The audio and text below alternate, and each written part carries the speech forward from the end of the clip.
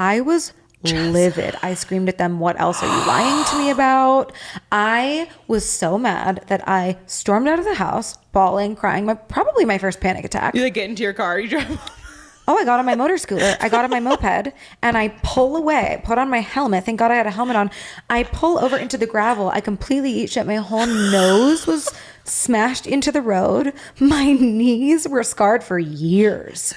So not only was I emotionally, mentally scarred from learning about Santa, I was physically bleeding, like bleeding out. I was physically, mentally, emotionally traumatized from this experience. And it's stored deep in the body. The body keeps score. For those who are deep enough to get it, But profound enough to not care. you're listening to Consciously Unconscious.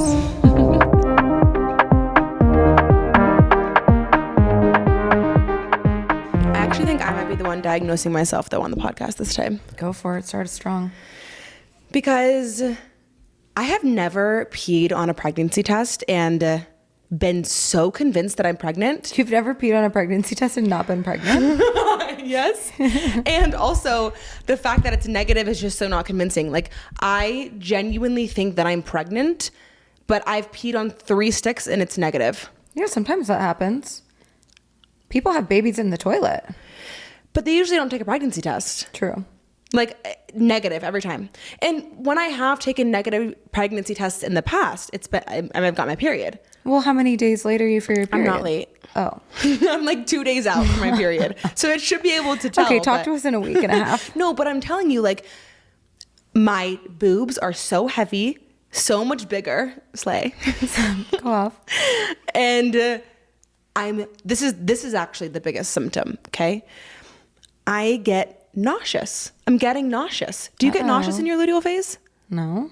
Neither do I. Did you just fart? No, it was the... And I'm gassy. And I have gas. No, but seriously, I am nauseous as hell. If I do not eat something every 2 hours, I'm nauseous. So either I'm pregnant or I have like hypoglycemia. Okay, well, I think we need to wait till next podcast episode to know. We're all going to be on the edge of our seats, but if you're not late for your period, like, I mean, you know your body better than anyone and you've been with child twice, but... Which is why it feels weird that it's saying wrong. How would you feel if Not you with peed child. on a stick and it said yes? What would your initial reaction be? So happy. So happy, but then also simultaneously probably like, oh, panicked. Ooh, here we go. I just feel like you have a little bit of panic every time there's like a positive. Of course. You know, it's so happy and it would be so happy. We want a third, but at the same time, when you pee on it and it is positive, you're like, oh, we're really doing this. I'm just fascinated by my own existence and my own consciousness so much that I can't believe that like you create it, you make it, you carry it for 9 months and then boop, pops out. Yeah. Grows up into us. Grows up into us. Grows up into podcasters sitting behind a mic. Insane. Yeah. So either, again, I'm pregnant or I have a mysterious illness. Okay. Yeah. I am here for you for either. Do you never get, like, I went to the Broncos football game yesterday. Fun. You go to football games all the time. Is that like not your by thing? choice? No, my dad. What do you mean not by choice? Well, my dad is friends with the coach, so You don't have he a can get choice? tickets. No, it's more like Lucas really wants to go. He's like, babe, we have to go. And I'm like, can you get a friend? And he's like, nar. And so I have to go. He can't get a friend? He can, but like it was my mom and my dad. And so he's like, it's kind of like a double date situation. Right. Okay. So I had to go and it was lovely. It was a great time. We were in a box. I mean, like free food. It was amazing. I didn't understand that they have a white stallion that actually runs down the field every time they get a touchdown. Isn't it a Bronco? Oh, well, yeah, that makes sense. It's animal abuse. That's what it is. Well, have you never been to a SCO Buffs, CU Buffs game? Okay, well, I took a massive edible and went to the zoo by myself yesterday. Oh. You want to talk about animal abuse? Anyways, we'll get there. Were you able to communicate with the animals with that edible? Absolutely. And they were all like, help. I was Eliza Thornberry.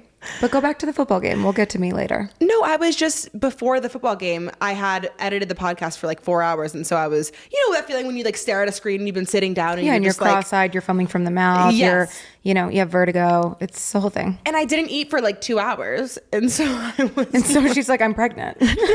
so I literally was like, ooh, I feel a little queasy, a little weird. Then when we were on the way to the football game, I was looking at my phone because I was posting some reels. You do be looking at your phone. Yeah, I was looking at my phone during the car ride. I wasn't driving, but I was looking at my phone, and I never am that person that will look at my phone and get car sick. That doesn't happen to me. Okay. But I was getting car sick, and the second we got out of the car and we pulled into this bar, I was unwell. I was like, I'm going to pass away right now, right here. So it seems to be that there are other things that could be causing nausea. Like what? Looking at your phone in the back of a vehicle. But that's never happened Staring to me. at a blue light for 12 hours. Having no autonomy, being dragged to a very loud football game. Right? It was so overstimulating. So then I had to get a lemonade, and I downed that shit. And then I got to the box and had like 2 glasses of champagne, and I was fine. 2 glasses of champagne, nausea.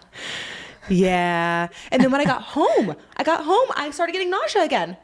Uh-oh. And I took a pregnancy test when I got home because I was like, something's not right I here. think you just want to be pregnant. That's why you keep taking one. I do want to be pregnant, but also, why am I getting the nausea? Why is the nausea plaguing me? The nausea is plaguing you for a number of reasons, I think. And we can only hope that it's because you're with child. Anyway, how was the zoo? Dude, I haven't been to the zoo since I was like 10. Really? I just like, I'm not a encaged animal girl. Yeah. I went on an African safari in high school, and that was like peak of my life.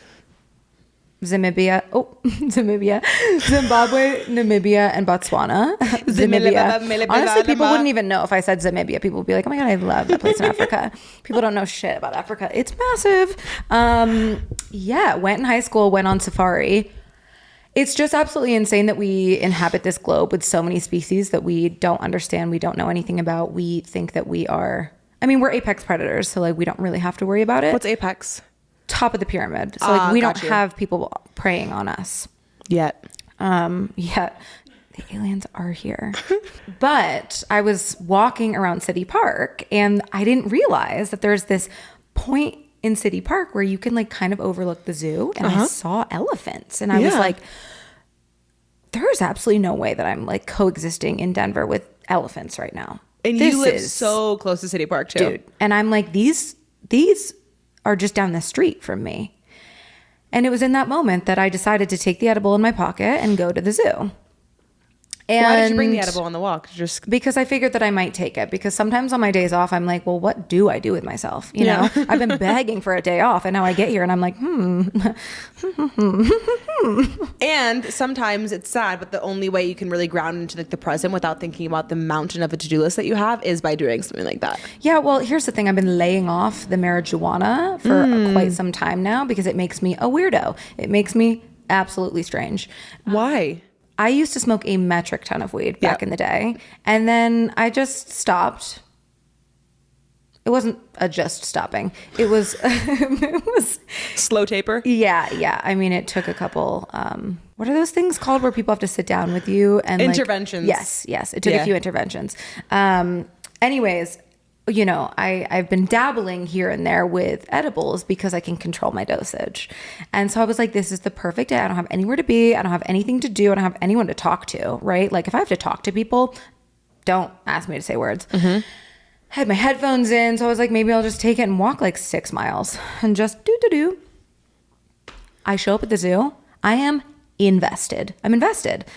When did it hit? Basically right as I was walking through the gates of the zoo, and I was like, I gotta get my ticket real quick and get in there and keep my headphones on.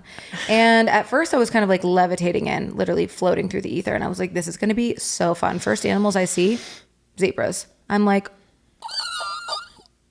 this is crazy. This is crazy. This is crazy. You are not real. Like I literally was like, I'm seeing shit. This is a mirage.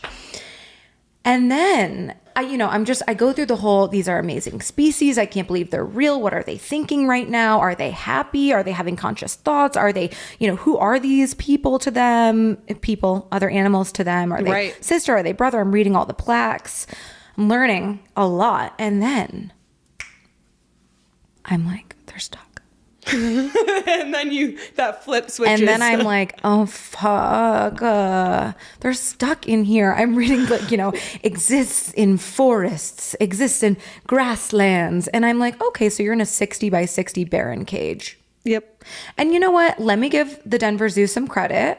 It's a nonprofit, so they do a lot of rehabilitation for animals. Right. And you also have to consider the fact that most of these animals were born in captivity. They don't know anything else. Is that even more fucked up? I don't think so. I think I'd rather be born into it and have that be all I know versus being in my humble abode and being ripped out. Sure. I understand that logic. Is there a baby? Are you hearing a baby crying? Too. I'm like, not the size. I'm like, the edible hasn't worn off. Maybe I am pregnant. Dude. Mama. There's a lot going on. Yeah, I kind of agree with that. I would rather be born into captivity, but then you can never live up to your potential. Yeah. Yeah, but it was a wild ride. I didn't make it. I was supposed to get to the 245 vampire bat exhibit. I didn't make it because I got stuck at the giraffes. And then... Did anybody try to talk to you? Dude, absolutely no one. And it was perfect. And then I got stuck on the baby orangutan, 25 minutes. I am locked in. I'm locked into this baby orangutan. Now there's bugs in here. Dude, never stimmed. Yeah, I mean, needless to say, then it started getting cold and I was like, I was freezing and the edible started to wear off. And I was just like, this was a crazy ride. I was there for 2 hours. I could have stayed longer, but it was tumultuous. I mean, it was up and down. I was on a roller coaster of emotions. Part of me felt like I was really Eliza Thornberry, communicating with them, showing them love. I mean, I had a moment with an elephant. I was like, this is real. This is real. I am a healer. I am connecting with these animals. I'm showing them that there's goodness in the world. Like next to all these kids, like screaming at them. Let me eat that hair, bitch. Yeah. And then there was also times where I was near tears and I was like, this is a crazy concept to have a zoo in the middle of Denver. There's just like horns and sirens and construction drills in the background. And I'm like, wow. Yeah. Wow. Yeah. Did you go to the snake exhibit? The snakes? Yeah. I did go. I spent a lot of time in the reptilian category. Yeah. Because it was warm in there mostly and humid. And I was like, oh, curl my hair. And then I got stuck on the frogs. Oh. I wasn't totally into the snakes. I'm not a snake girl. Don't you have a tattoo of a snake? I do. Red. Snakes are amazing creatures. They freak me the fuck out. Transformation. Yeah, but they freak me out. Kundalini. I don't like the way that they slither. I don't like the way they move. I don't like the way that they exist. I'm getting chills. You have Kundalini energy within you. What's that? Amanda. Kundalini? Kundalini is like life force energy that's stored in the bottom of your spine. I thought that was chi. Same thing. You just have to like tap into it. Wake it up. Let it rise up. Is that what the snakes have? Yeah. It's depicted as a snake. Oh. That's a whole episode. So it needs to slither out of you? It needs to just like slither up your spine. Oh, I don't like that. Okay, well, your Kundalini energy is going to be trapped and blocked your whole life. Good luck. Maybe we should do that at our event. A little Kundalini awakening. Activation. Yeah, Kundalini activation. Okay, we'll do that. Okay. Well, let's get into the beverage of the week before we talk about our Friendsgiving. Because I need a little thing to sip on. Okay, me too. My mouth is getting dry. Like my top lip is getting stuck to my teeth.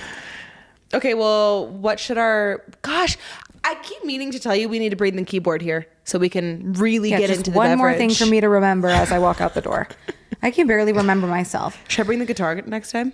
You have a guitar? Lennox has a guitar. Yeah. He gets on our coffee table and is like, twinkle, twinkle. Dude, a creative. Let him have his moment. Yeah. We don't have an instrument for today, so how would you like to proceed? I think we should do a holiday inspired beverage. Rocking around the beverage tree. It's a what is it, Jessa? You see that little peppermint stick? It's about to get in my mouth. Perfect. And close. It is a peppermint liqueur. Excuse me, where's mine? It's in there. I gave you the non-broken one. Okay, don't think I don't put you first. I don't even see it. Well, it's swirling Cheers. around in there. Cheers. It's a peppermint liqueur. Was there a lot of ice in here, or did you pour us a fat cup? A little, but both, I guess. I mean, is it good? Oh, yeah, really good. There's nothing like a peppermint Oh, liqueur. wow, it's really good. I thought it was going to be thicker. This was a drink that I bought for Friendsgiving. Did we drink it? Oh, yes, we drank it. We did. Along with 2 handles of tequila, apparently. Oh, yeah. T and I, okay, so here's the thing. T and I were so excited to make these Olipop Italian margaritas. Yeah, and they were divine. They were amazing, but we almost roofied ourselves because when we made 3 drinks, we looked at the bottle and it was almost half empty. We said, how many shots is in that shot glass? 1 shot of vodka. It was literally 2 shots in 1 shot glass, and we did 2 for each cup. Let me let everyone know. I had a Friendsgiving at my home. Almost got evicted for it. Like, truly almost got evicted for it. I got a call before and after the party. You got a call after? Oh, yeah. We'll get into it. I'm currently packing up some boxes. Put someone on you guys' radar, okay? A little guy named Michael Summer. That's his code name. That's his code name. His name's Michael. And honestly, I hope he hears this. And I wish him well, kind of. But I live in a shared home and it's beautiful. It's this old Victorian home. And I was like, what's a little dinner party? Okay. My family lives all the way across the country in New York. I'm going to have a Friendsgiving, chosen family, right? Come one, come all. Bring a dish to pass because baby can't cook for 18 people. Okay. So everyone brings a dish. Thank God Chef Lucas was on frying the turkey in the side yard. Everyone's coming. They're bringing drinks. They're bringing wine. It's 5 p.m. I have absolutely nothing put together. I text everyone. I'm like, come a little bit later. That's besides the point. Let me put you on 2 weeks earlier. 2 weeks earlier. I text in my house group chat. I say, hey all, exclamation. Not the hey all. Hey all. I know I'm absent in this group chat, but I just want everyone to know that I will be having a little dinner party for Thanksgiving. A couple friends are coming over. There will be noise. There will be noise and music. Put on your noise canceling headphones. Find somewhere else to be. I don't care. Do you think they were salty because they weren't invited? Maybe that's the way that I should have navigated it, is just kill him with kindness. Tell him to bring a dish to pass. But I didn't. Because I don't want him breathing my air. I would have done the same thing. Wouldn't have done that. So I let everyone know 2 weeks in advance. If you wanted to move out, you had time. Go on a staycation. Like anywhere. Schedule a date night. Also deal with it. I'm quiet as a goddamn mouse every other day of the year. That's the thing, is I'm totally that person that will call the neighbor and say, turn it the fuck down, right?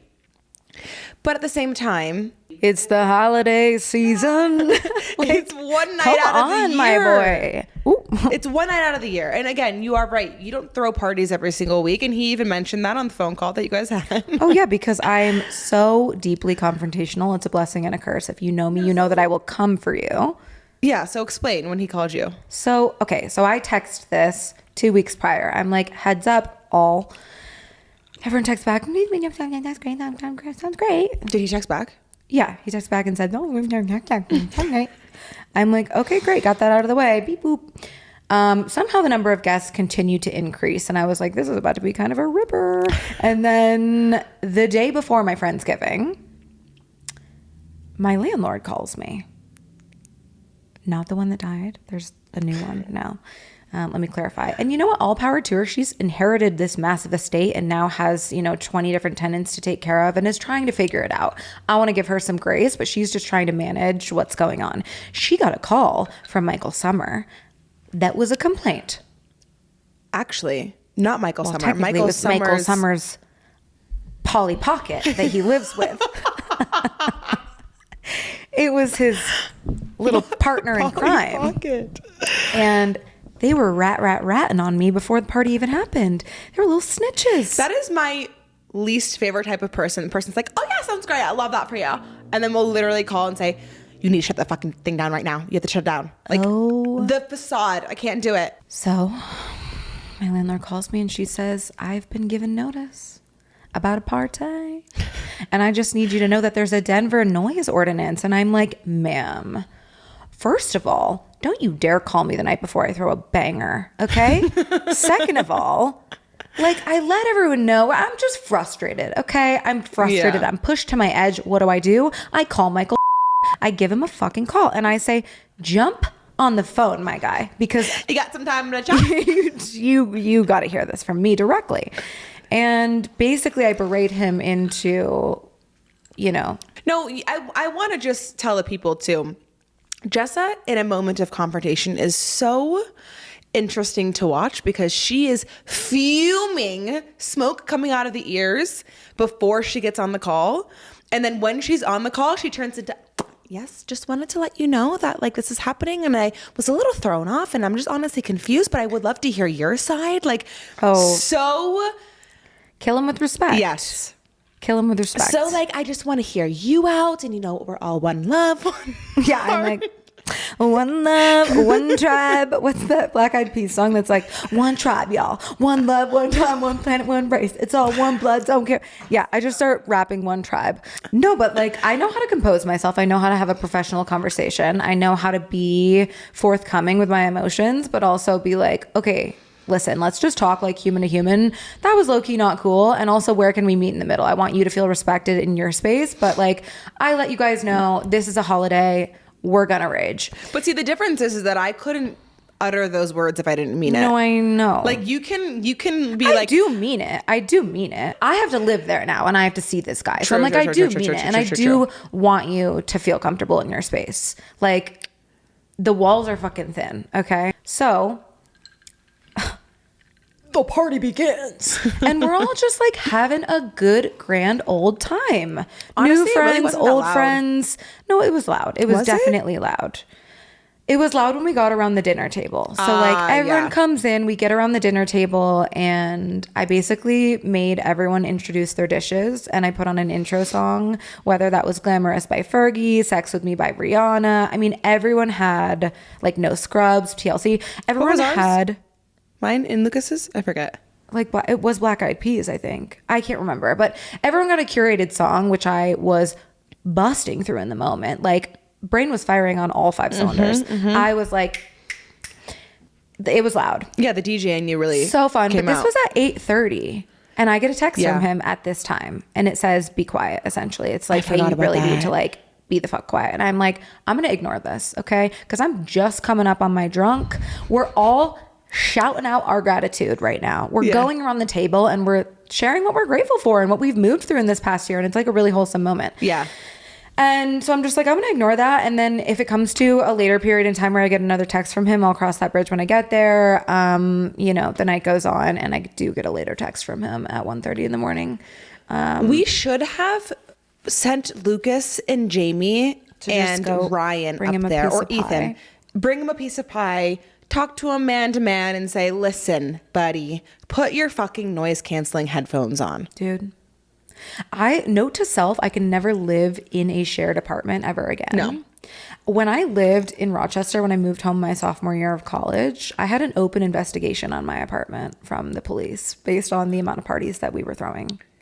Episode on past expressions of self is going to be coming It's next. gonna absolutely slap. I digress. Friendsgiving was so fun. But what did he say at 1:30? He said, it's completely disrespectful. I can't wear my noise canceling headphones for 5 hours. You need to be quiet. So then when he's on the conversation with you on the phone and he says, I totally understand. I'm going to try to find a way to not be there. That should be his fair warning to not fucking say a goddamn word and just Listen, suck it swallow up for a night. Okay, swallow your pride, Yep. bucko. Yep. Anyways, my landlord calls me not the next day, not the day after, not the day after, not the day after. She called me 2 days ago, which was, a week later? Uh-huh. And essentially, again, is just doing her best to manage what she's hearing from all these people. But where did my go? My landlord calls me and I'm like, oh God, she's evicting me. Here we go. I'm like, maybe this is just a sign. I need to go anyways. Yeah. And she doesn't evict me, but she definitely gives me a big fat demerit and asks me to text an apology to my house group chat. And I'm like, yes, mama. Like, Yes, Miss Hannigan. okay. So I do, because I'm just like, Fuck, I get it. Okay, I get it, but You did? just have a little grace for a girl who's just trying to. What did you say? You want me to read it? Yeah, I think you should read it out loud to the class. Okay. Happy December 1st, everyone. I'm dropping by to sincerely apologize for the noise on Wednesday of last week. I know it was late and infringed on people's ability to feel comfortable in their own spaces. It won't happen again. I hope you're all able to enjoy your upcoming holidays. Profesh. Who responded? T. Who was Thanks, there, Jessa. guys? No worries, heart. T is also my best friend who lives above me, who was at Friendsgiving. Yeah, read that again. She said what? Thanks, Jessa, but no worries, heart. She texted me and she's like, I'm responding in the group. I'm like, yeah, please. Yeah, she was there. She was also up like a late nighter that night. Oh my God, wouldn't leave.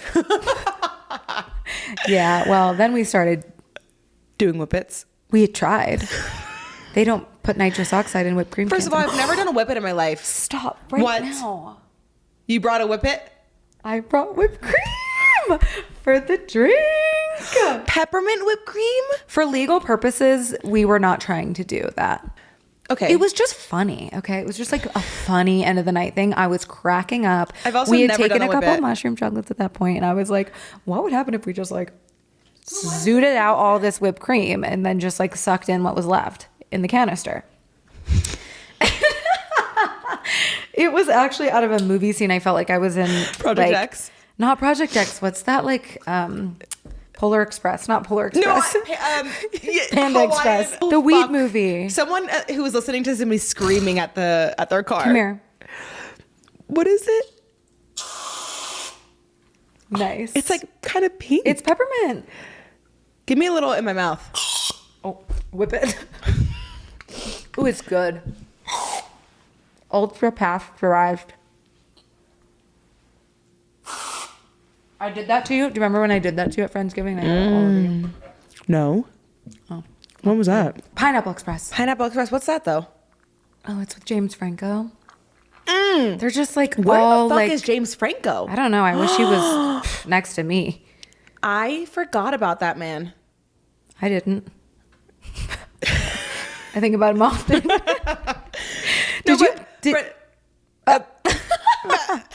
Go. No, Friendsgiving. I was just gonna say Friendsgiving was so lovely, and that was Lucas and I's first Friendsgiving that we've ever been to. It was my first Friendsgiving, and I hosted. That was it. the first one that you've ever been to too? Yeah. No, it was lovely, and I think the best part was that everyone who was there was not an outlier. Like every single person had a personality, had something to contribute, and there were people there that we didn't know, they didn't know. Like not everyone had a tight friendship. Like there were people that we were meeting for the first time. Of the minds. And it was not a single person shied away. I mean, we went around the table and said our dish and everyone was like being funny about it. But then everyone went around the table and said what they're grateful for and really got deep and really got vulnerable, and not one person shied away from it. And it was like so beautiful. It was so, it's such a good example of how vulnerability breeds vulnerability. The authenticity that you provide gives other people a space to be authentic. And that's really cool. And I think maybe I just feel grateful because I've hand selected a really great group of friends of, the nature that these people are just giving themselves and saying, yeah, hey, I'm struggling with this. Hey, I'm going through this. Hey, I'm vulnerable. Hey, this. Hey, there's no boundaries here. But like everyone just really showed up as themselves. Mm-hmm. And that felt really cool. Mm-hmm. Yeah, I loved it. Yeah, so fun. Did you buy anything for Black Friday? Yes. What'd you get? So, okay. I have never been a big Black Friday gal. Like growing up, all of the people that I went to high school with and just friends were all about like let's go at midnight. Did you ever do any of that? That was such a 1990s, early 2000s thing. What was that? Okay, so the history of Black Friday is really interesting. I did a little bit of research because I was just like, what is Black Friday? Like, what is this? Why do we do this? Why has this turned into such a consumerist day? And now it's a whole month. I mean, now with like online sales and cyber sales and, the technological revolution, like now it's here, buy all the time. The Unabomber would fucking hate. Dude, did you watch it? No, not yet. Okay, don't talk to me then about it. Back in, I think it was like the 60s or 70s, it used to be called Black Friday that was a term coined in Philadelphia because of like some football game when all these tourists and all these people would flood the town and it would get really crazy, really busy, and really overwhelming for a football game. Why'd they call it Black Friday though? No idea. So then businesses were like, we're going to start taking advantage of this and we're going to start like popping off on these sales so that we can get all these people who are coming to our city to watch this football game to buy. And there was something about like being in the red margin to being in the black margin of profit. What's the red and black margin?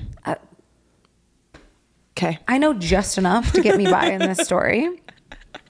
But like it came from something about like trends of people flooding Philadelphia, and then they were like, great. Yeah, don't ask further questions, okay? Like, Why? oh, but why? But where did they call it that?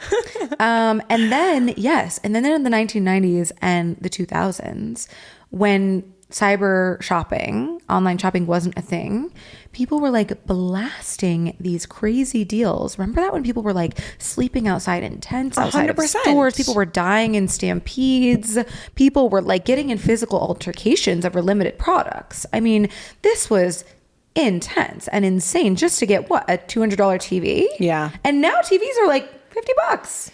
Yeah. I mean, this was insane. This was when there was more demand than supply, right? And so it was this really weird, crazy beginning of Black Friday when all those sales came. Yeah. I never did, but like Walmart and Yeah, and I wasn't super big on Black Friday. I don't know why, but I will say as an adult and also having children, it has been a great way for Lucas and I to get gifts for the kids. Like we get all of the kids' Christmas gifts on Black Friday. really? Yeah. There's that good of sales?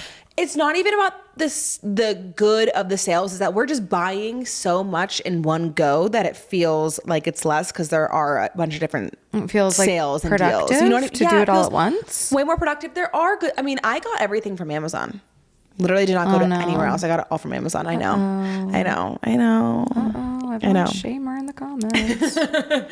But here's the thing. I was thinking about this too, is like, how many of those Black Friday reels did you see of like, here's what to do instead of shopping for Black Friday? Did you see any of those? No. Where it's like, shop local, shop this, shop that. And people are thinking they're being so original. Yeah. And they're literally not. I made the very grave mistake of developing self-awareness after Black Friday. They had me hook, line, and sinker. I ordered a sauna. No. Jessa. It came with a free ice bath as well. What do you mean you ordered a sauna? It was game, set, match. They had me right where they wanted me. It was an Instagram ad. They got me onto the site, and I was on that site for less than 4 minutes before I purchased. But what is it? Like, what do you mean a sauna? Oh, it's like, a sauna. Like an actual box? So here's the thing. I've been thinking for a while about how to utilize the fact that in my apartment right now I don't pay for utilities. I don't pay for electric. I don't pay for anything. So I'm like, what can I do? Just get your money's worth. And I love a sauna. I love a sauna. My phone knows that about me. Of course. They knows that. They've been knowing that. They've been knowing that when I've been booking this CYL infrared sauna every week. Yep. So but are you talking about the type of sauna that like is in my parents' garage that we did, or no, is it like it's not a pod? wood. What is it? It's like a pop-up one. I don't honestly even know what's coming in the mail. It's a pop-up sauna. I don't know if I have to blow it up. I don't know if I have to assemble it like a tent. I think it's more like a tent. You put like metal rods together to set it up. Yeah, I had one of those kids for my kid's crib, like a slumber pod where it blacks out. It literally blacks out the light from coming into their crib. Yeah. It's like a pop-up changing area. Yeah. How does it generate heat? I don't know. I have no idea, but it came with a free ice bath. What does the ice bath look like? Do you want to see it? Yeah, I want to see it. Okay. Yeah, I want to see it. If anyone knows the company, what's it called? Never heard of it. It's definitely coming from China. Is it coming, actually? New recover? Look, here it is. You know, something I'm actually really proud of is I've never bought in something off of an... Why do I keep saying that? Bought in. I don't know. I called you out for that the other day. Somebody else did too. I've never bought anything from an Instagram ad. The last But I item is did order from Amazon. It's on the way. Oh, I can't really click on it. Uh-oh. Anyways. Show me. Y'all gonna have to come over for a sauna session. Look, here it is. Here it is. There's a pop-up for Cyber Monday. Oh, jeez. Oh, jeez. So, yeah. And so I'm like, where am I going to plug it in? My kitchen, maybe? How much was it? It says from $279, which isn't that bad. Yeah, well, I got the Pro Plus one. Of course you did. Well, they told me I had to. Wait, this looks really cool and it's red light. That's what I'm looking saying. I'm excited to use that. Yeah. Yeah, thank you. You're for your welcome. contribution. Thank you, capitalistic America. Should we bring it here? Yeah. It's portable. Oh, I mean, so nice. I'm not sure that I'm going to have the bandwidth to take it down, set it up, take it down, set it up. So that just means I can never cook again because it's going to be in my kitchen. Well, also, where are you going to put the ice bath? And do you have to put ice in it every single time, or does it like generate ice? It definitely doesn't generate That'd be ice. sick.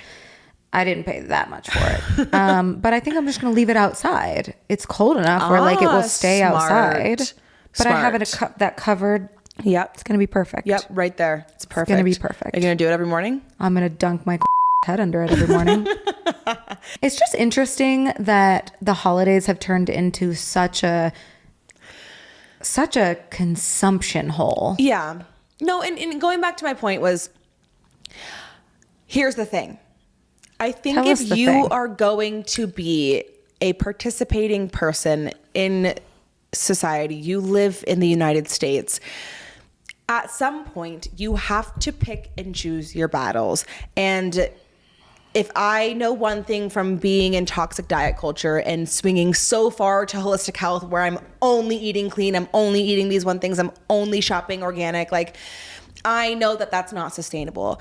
And for me, I feel okay about spending money on Amazon on Black Friday because it's better for my bank account, because I also have not bought a single thing from an actual store. I've only thrift shopped for my clothes.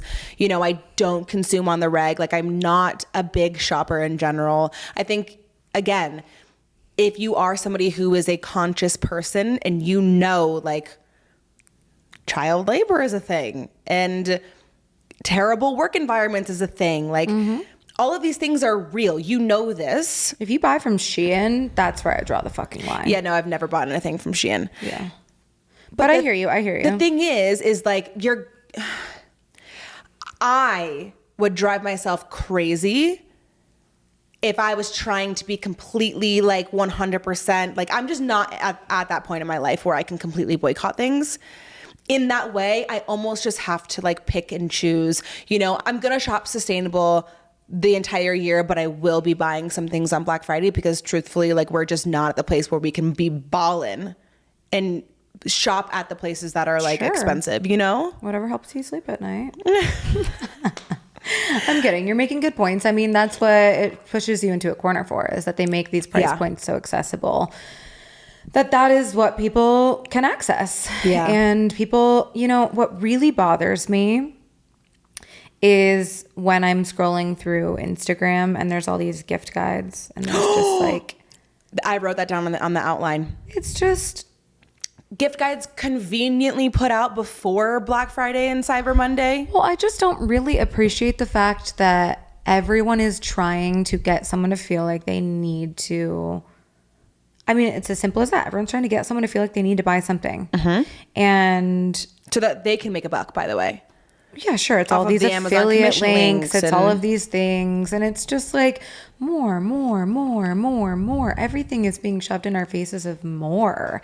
It's so overwhelming to me because it really works on me. It works on people. It works on us. Yeah. And it's psychologically debilitating that we feel like consumption is so subconscious. It's so in the back of our brains we don't even realize we're doing it, where it's planting these subliminal messages of, well, I don't have the money right now to buy that, but like later I'm going to buy that. You know what I also really see all the time that just hurts my soul? There are a couple creators that I follow that I've had to unfollow that are like, what I have in my cart, what I'm looking forward to buying. And I'm like, is that all you do? Is you just like wait to spend until you get because they have affiliate links.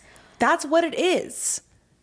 That is what it is. And even with TikTok now, this fucking TikTok shop, I obviously am a content creator, and so I'm on my For You page is these other content creators telling you how to be a better content creator, or like telling you how to get more views, how to get out of TikTok jail, how to like whatever, make money on social media. And everyone says TikTok shop, it's $10, it's $10, it's $5, that's all these things. That same person that's posting TikTok shop and this and oh my God, like gift guide.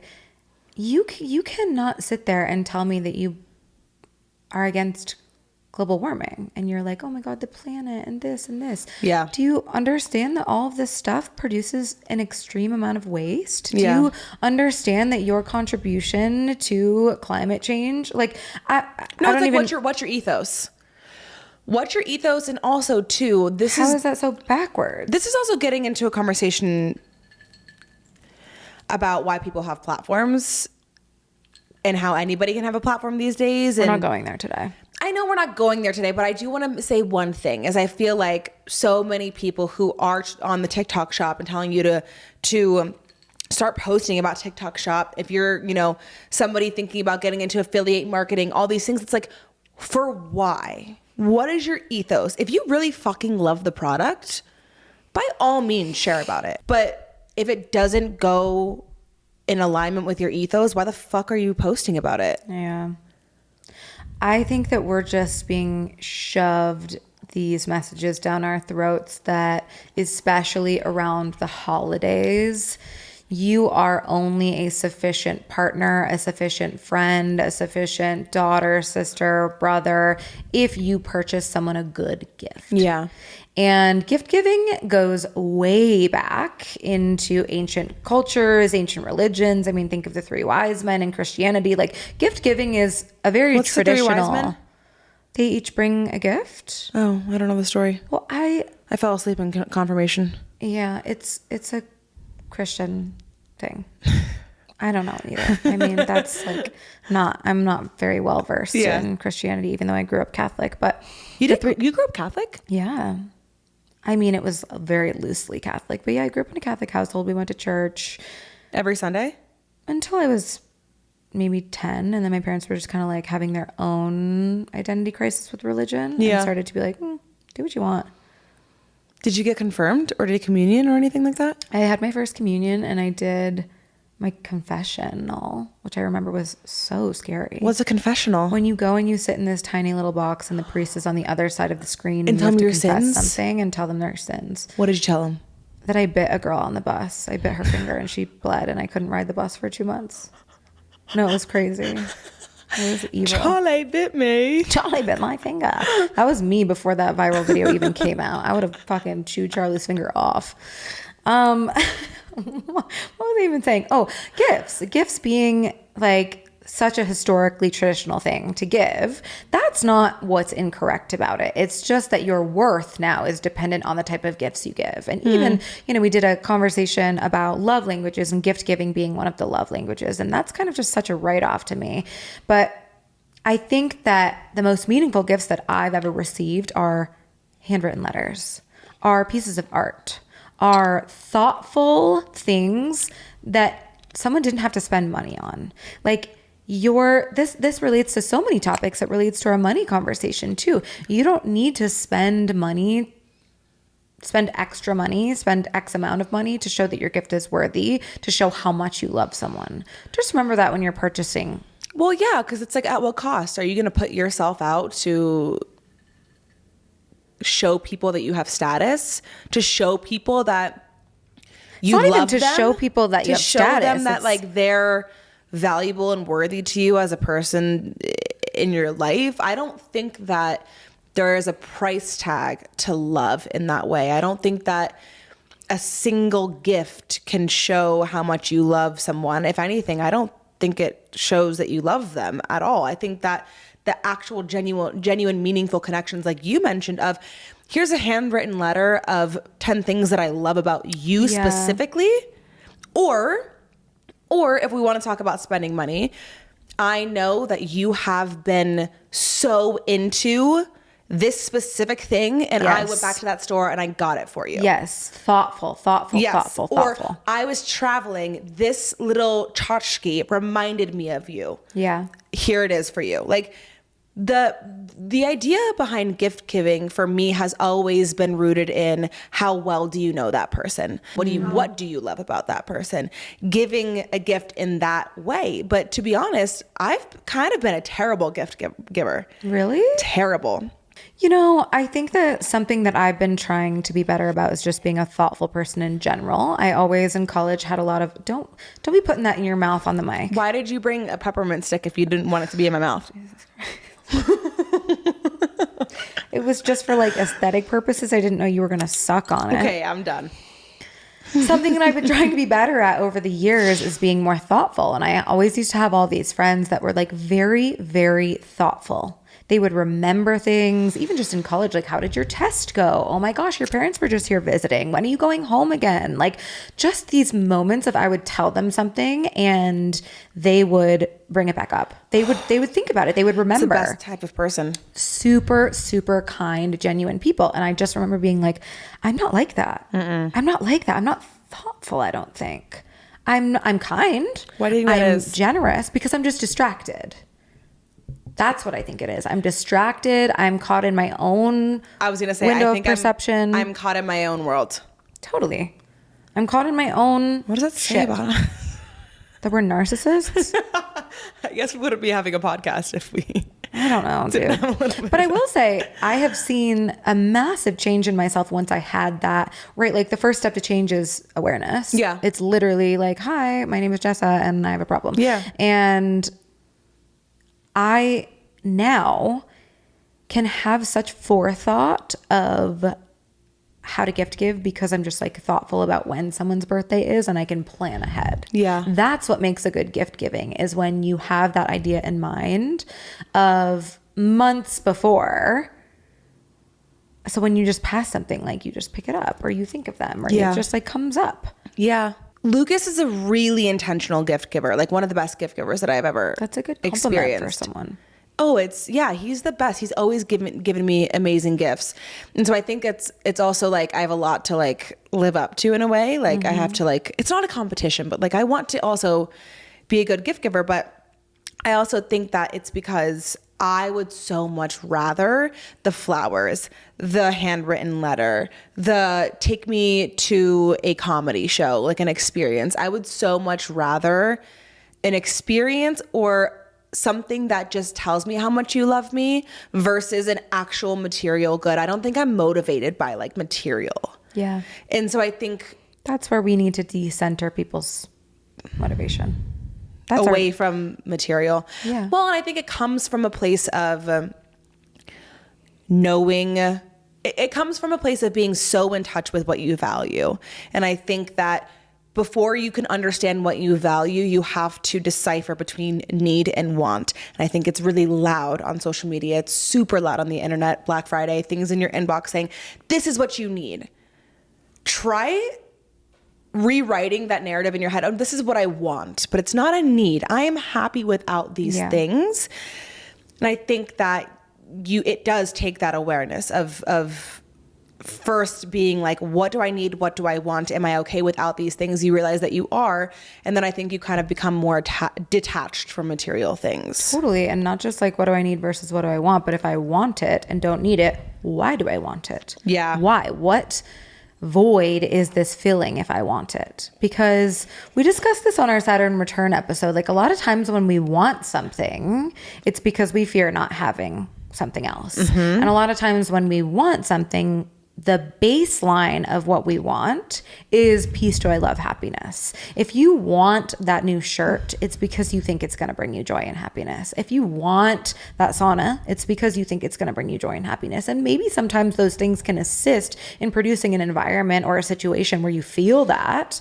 But I think it's also good to like step out of that impulsive buying and that impulsive like want, and need, and ask yourself like, okay, it's okay that I want this, but why? Why do I want this? Yeah. What is the why? It's Amanda's question. What is the why behind the want? And I fell victim to that on Black Friday with my sauna. Like I truly did. But you also have been spending money on saunas.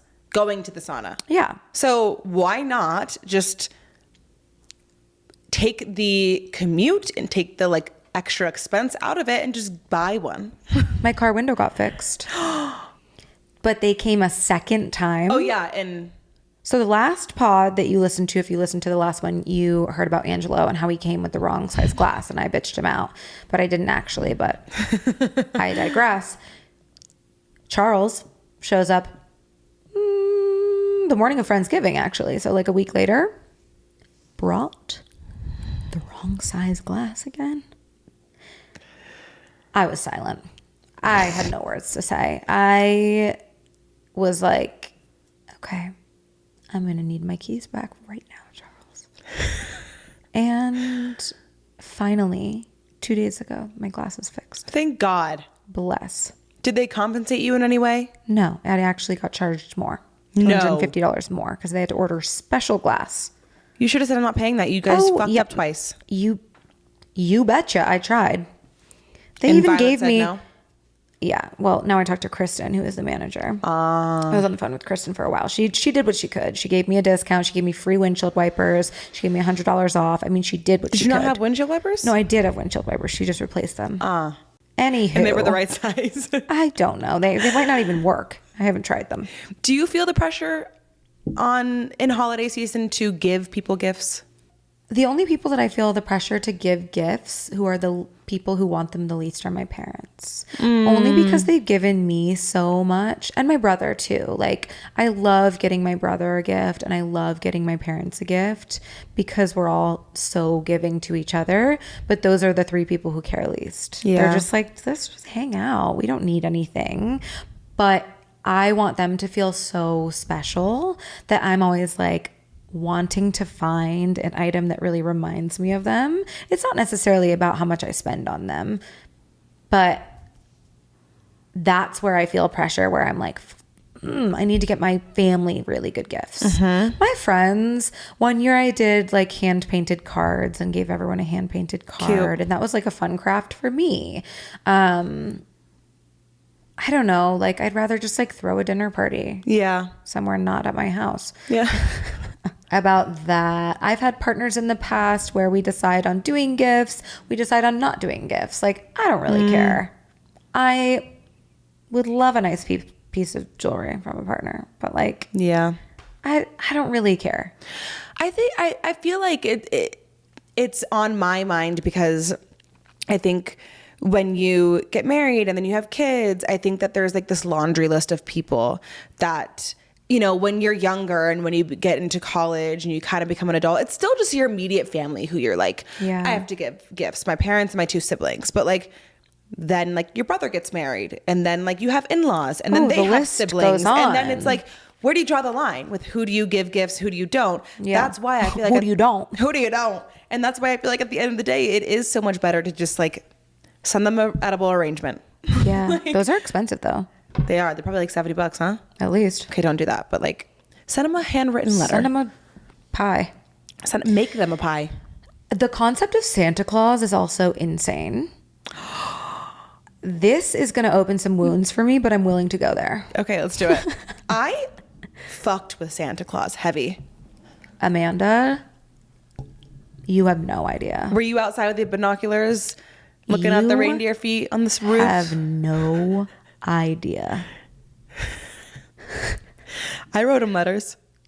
Same. I was in correspondence all year with him. Oh, somebody wrote you back? Yeah. I can picture his handwriting in my head right now. It's traumatizing. So squiggly with a lot of these curls. Well, weirdly, it looked like my mom's handwriting with just curls around it. Trigger warning, don't let your kids listen to this because Santa's not real. And I learned that when I was 14, Amanda. 14. No. I hung on until I was 14 years old. And I was Jessa. devastated. That's how delusional I was about how deeply I believed. 14 is freshman year of high school. Yeah, I was in 8th grade. Okay, I wasn't in high school. No, someone should have taken me out of my fucking misery sooner. Okay, here's my question. Why didn't some little shithead spoil it for you? They did. They tried. And I was like, you don't know what you're talking about. Oh yeah, you're like, my Santa's not your Santa. Yeah. Honestly, because I've been chatting with him for years and I just like have a connection with him. I just know him well. What? Did you think that the presents were from him? The true magic that I felt, I would actually never wish it away from my childhood because it was such a big part of my childhood. And honestly, shout out to my parents for doing such a good job with it. And shout out to my brother for never spoiling it because he knew when he was like 6, dude. That kid is genius. He was just like, I'm gonna let this girl have it because he was like, oh my gosh, she's like clearly needs really into this. Like she's like really committed. It was... I can feel it.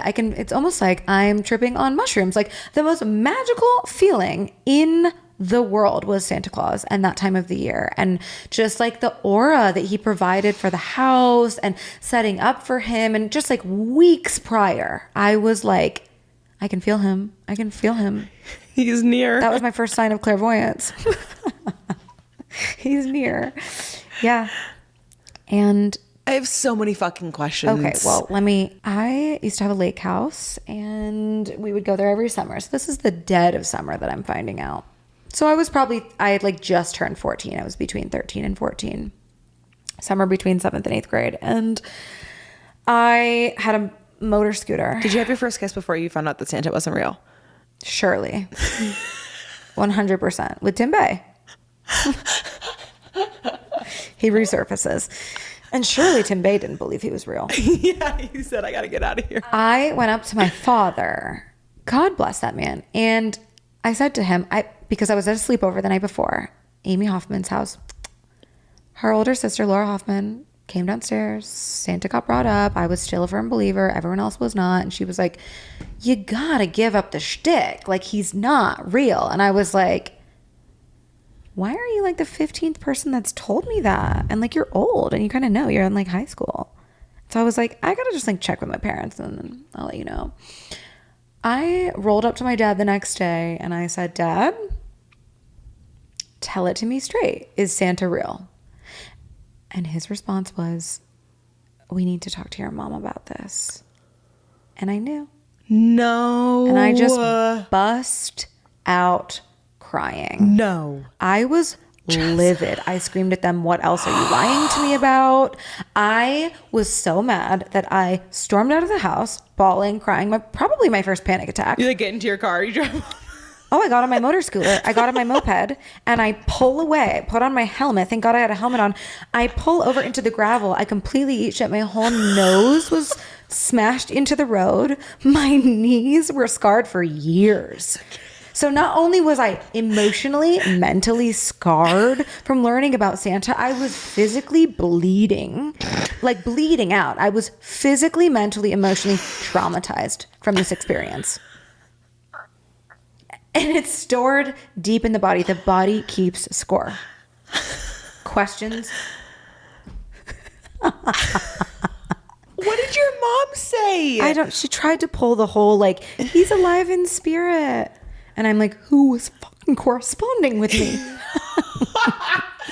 that's the fucked up part. Dude. That is the She's fucked up like, part. okay, I took it too far. I know. I'm like, you took it way too far.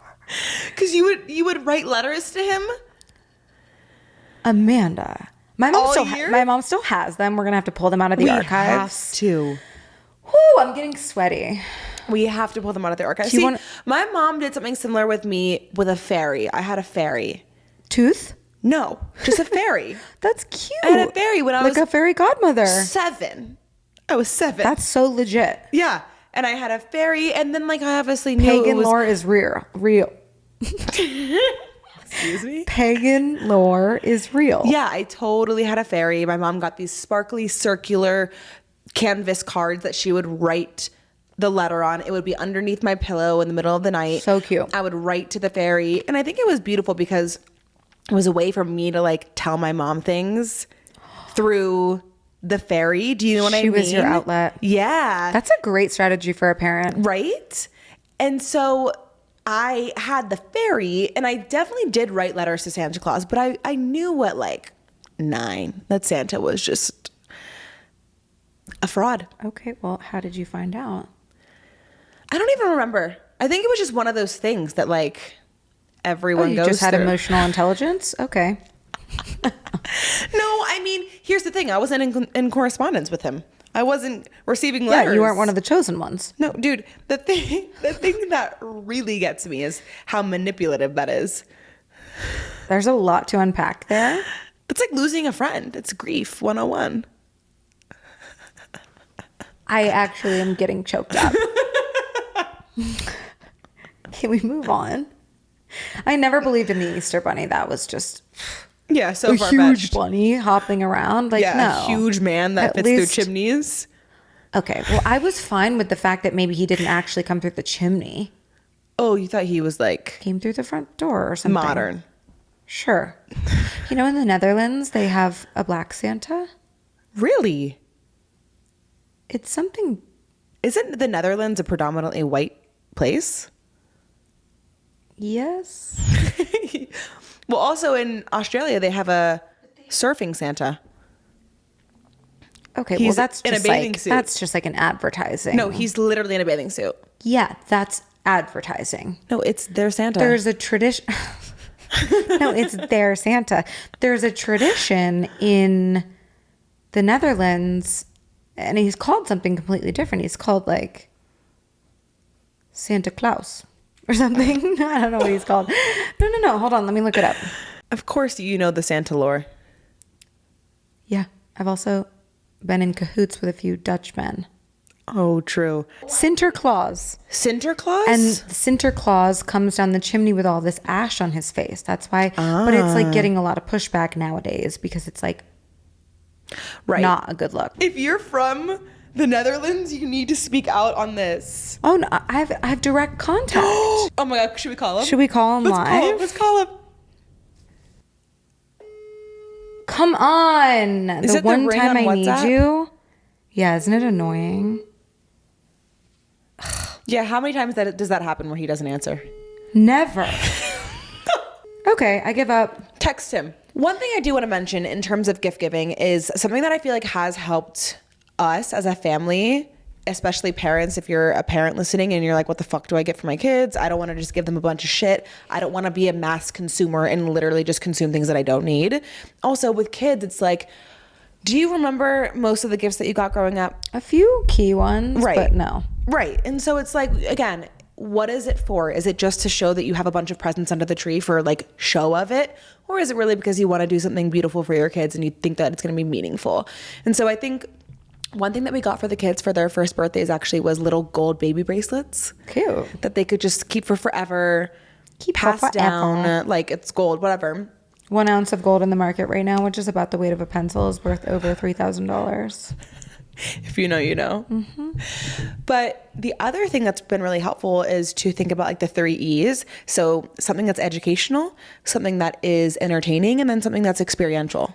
Educational, entertaining, experiential, So like educational is a book, like a book that they can read and learn from. and entertaining. And entertaining. But like then entertaining is maybe like a toy that they're really into. My kids are really into Hot Wheels right now. So we got them Hot Wheels toys. The worst thing in the world is having just a plethora of fucking toys that you have to throw away the next day. Sure. But experiential too is like, okay, we live in Colorado. Let's get them some ski lessons. Like Cute. something that's just not, again, wasteful. That's a great point, Amanda. Thank you, Jessa. Yeah, you know, I think that we really were just shooting the shit on today's episode, catching up. We haven't seen each other in a while after Friendsgiving.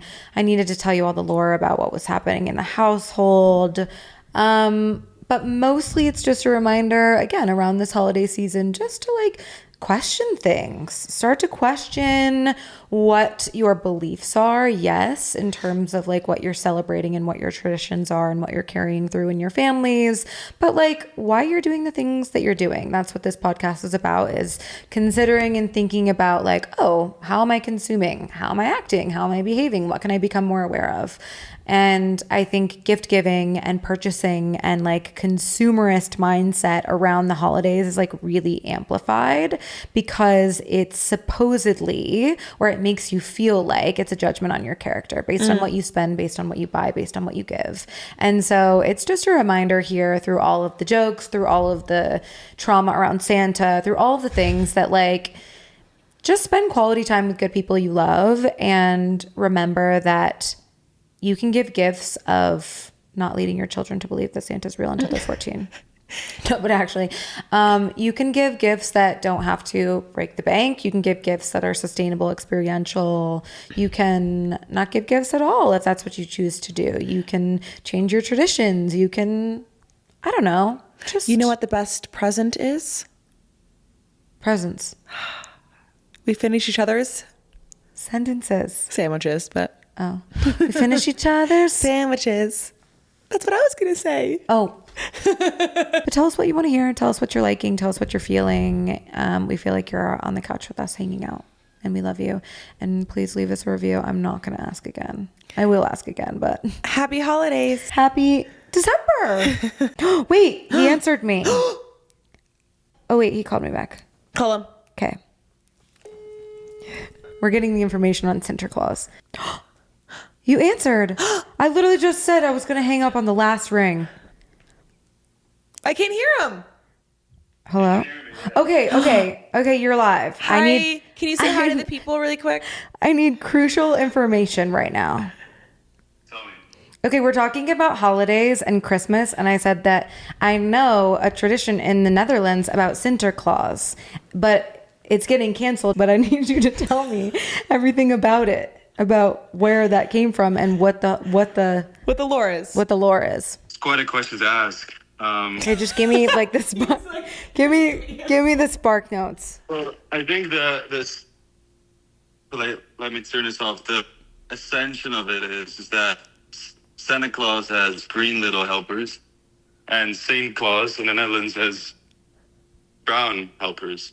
You know, they paint their faces black or brown, and they help Saint Claus to give out presents and sweets and help. Help Saint Claus do his thing.